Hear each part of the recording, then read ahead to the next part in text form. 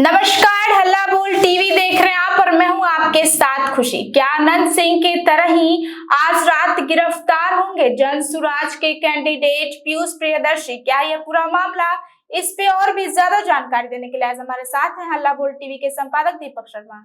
देखिए, जो वहां से खबर मिल रही है, पीयूष प्रियदर्शी के समर्थक खुद पीयूष प्रियदर्शी इसे लेकर परेशान है और चिंतित दिख रहा है।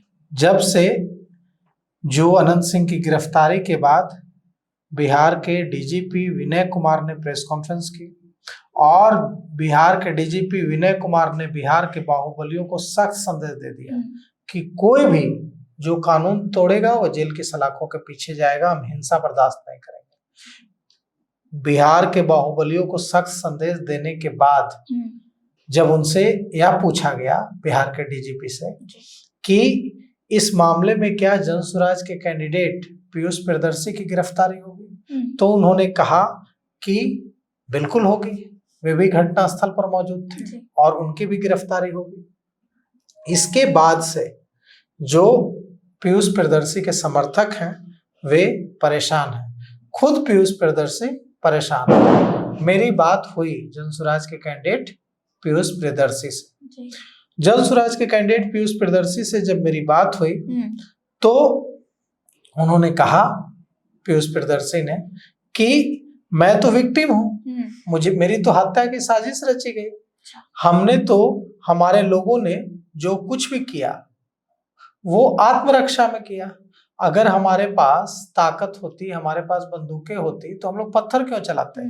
पत्थर तो हम इसलिए चला रहे थे क्योंकि हमारे पास चलाने के लिए कुछ नहीं था। लेकिन पुलिस के अनुसंधान में ऐसा नहीं आया है। पुलिस के अनुसंधान में जो चीजें आई हैं वो चौंकाने वाली आई हैं। पीयूष प्रियदर्शी कह रहे हैं कि अगर हमारे पास हथियार होते तो हम पत्थर क्यों चलाते? लेकिन पुलिस के अनुसंधान में आया है कि जो पत्थर चलाए गए हैं वो खेतों वाले पत्थर नहीं है, वो रेलवे ट्रैक से लाए गए पत्थर हैं। जो रेलवे ट्रैक पर पत्थर मिलते हैं, नुकीले पत्थर, जिससे किसी को मार दे, रेलवे ट्रैक पर देखा होगा आपने, नुकीले पत्थर होते हैं, उससे अगर किसी को कोई फेंक के मार दे तो उसका सिर फट जाए, वो मर जाए। वो पत्थर, रेलवे ट्रैक से लाए गए पत्थरों का इस्तेमाल किया गया है पत्थरबाजी में। और वो पत्थर जरूर पहले जमा किए गए होंगे, वो पत्थर तो वहां खेत में नहीं आए होंगे, वो पत्थर लाए गए होंगे। अब उन पत्थरों को पुलिस तो साइंटिफिक इन्वेस्टिगेशन करती है, तो उन पत्थरों का सैंपल ले लिया गया है। पुलिस ने उन पत्थरों का सैंपल ले लिया है और अब उन पत्थरों के सैंपल की जब जांच की जा रही है तो पता चल रहा है कि ये रेलवे ट्रैक पर मिलने वाले पत्थर हैं। मतलब ऐसा नहीं है कि अटैक हुआ, पत्थर उठाए और फेंक दिया। वो पत्थर लाए गए और जमा किए गए थे रेलवे ट्रैक से लाकर। मतलब उन पत्थरों को रेलवे ट्रैक से हथियार की तरह इस्तेमाल करने के लिए लाया गया था और पत्थरबाजी में उनका इस्तेमाल किया गया। और भी कई सबूत इन्वेस्टिगेशन में पुलिस के हाथ लगे हैं। अब अनंत सिंह तो चले गए बेऊर जेल, इससे पहले वो रंगदारी सेल में बंद रहे 11-12 घंटे और पूरी रात अनंत सिंह सोए नहीं, पूरी रात अनंत सिंह नहीं सोए।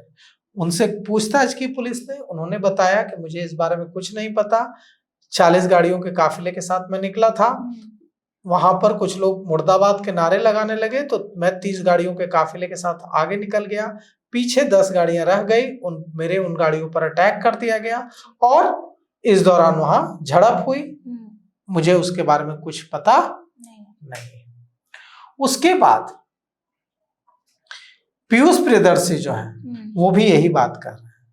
पीयूष प्रियदर्शी कह रहे हैं कि मुझ पर हमला हुआ, मुझे मारने की साजिश हुई और जब मुझ पर हमला हुआ मेरी गाड़ी को खाई में धकेल कर गिरा देने और मुझे मारने की साजिश हुई। इसके बाद मैं अपने कुछ काफिले के साथ आगे निकल गया, काफिले की कुछ गाड़ियों के साथ, और उसके बाद वहां दुलारचंद यादव को गोली मार दी गई और उन पर गाड़ी चढ़ाकर उनकी हत्या कर दी गई।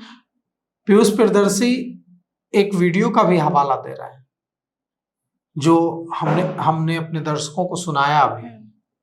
इस वीडियो में पीयूष प्रियदर्शी जो जनसुराज के कैंडिडेट हैं वो यह कहते हुए दिख रहे हैं कि देखिए कैसे वो जब हमला हो गया है तो उस वीडियो में कहते दिख रहे हैं कि आराम से आगे बढ़ो। तो कुल मिलाकर अब आपका जो सवाल था शुरू में कि क्या पीयूष प्रियदर्शी की आज रात गिरफ्तारी होगी, जैसे कल रात पुलिस पटना से पहुंची कारगिल चौक और मोकामा के कारगिल चौक पहुंचकर अनंत सिंह 150 पुलिसकर्मी पहुंचे, पटना एसएसपी कार्तिकेय शर्मा के नेतृत्व में घेर लिया अनंत सिंह के घर को।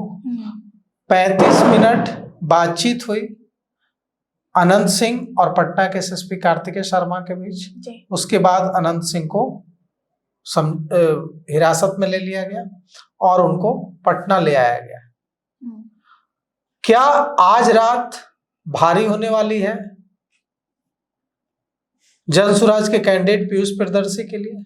क्या आज रात पुलिस जा सकती है जनसुराज के कैंडिडेट पीयूष प्रियदर्शी के आवास और उनकी भी गिरफ्तारी हो सकती है? इन सवालों का जवाब तो पुलिस के पास होगा, लेकिन बिहार के डीजीपी विनय कुमार ने बिल्कुल साफ साफ बाहुबलियों को संकेत दे दिया है कि बाहुबल नहीं चलेगा, हिंसा नहीं चलेगी, हिंसा करने वालों को जेल की सलाखों के पीछे भेज दिया जाएगा।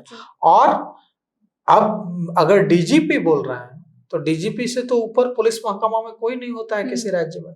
अगर उन्होंने कह दिया है कि गिरफ्तारी होगी तो गिरफ्तारी होगी।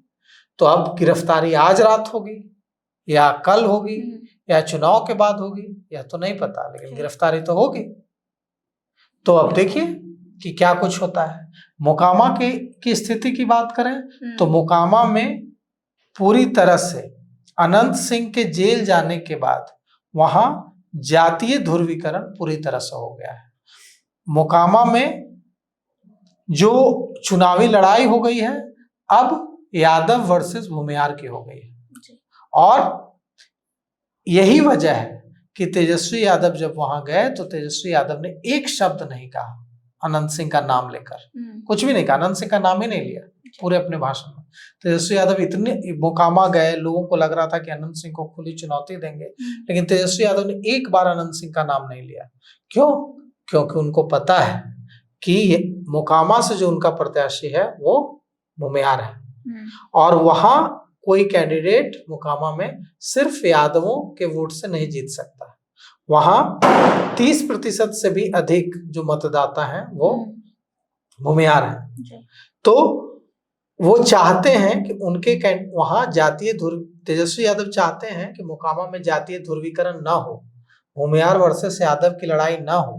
क्योंकि अगर भूमियार वर्सेस यादव की लड़ाई होगी तो सारे भूमियार एकजुट होकर अनंत सिंह को वोट करेंगे, सूरजभान को वोट नहीं करेंगे कोई भी, और सारे यादव एकजुट होकर वोट कर देंगे सूरजभान को या फिर जो जनसुराज के कैंडिडेट हैं पीयूष प्रियदर्शी उनको, और ऐसे में अनंत सिंह जीत जाएंगे। इसीलिए तेजस्वी यादव ने एक बार भी अनंत सिंह का नाम अपने भाषण में नहीं लिया। अब देखिए आज रात गिरफ्तारी होती है या कल रात होती है या चुनाव के बाद होती है, लेकिन गिरफ्तारी तो पीयूष प्रियदर्शी की होगी। तो सुना आपने, इन सब को लेकर आपकी क्या राय है वो हमें कमेंट बॉक्स में जरूर बताएं। फिलहाल इस पेशकश में इतना ही। आगे की खबरों के लिए देखते रहिए हाला बोल टीवी। तब तक के लिए धन्यवाद।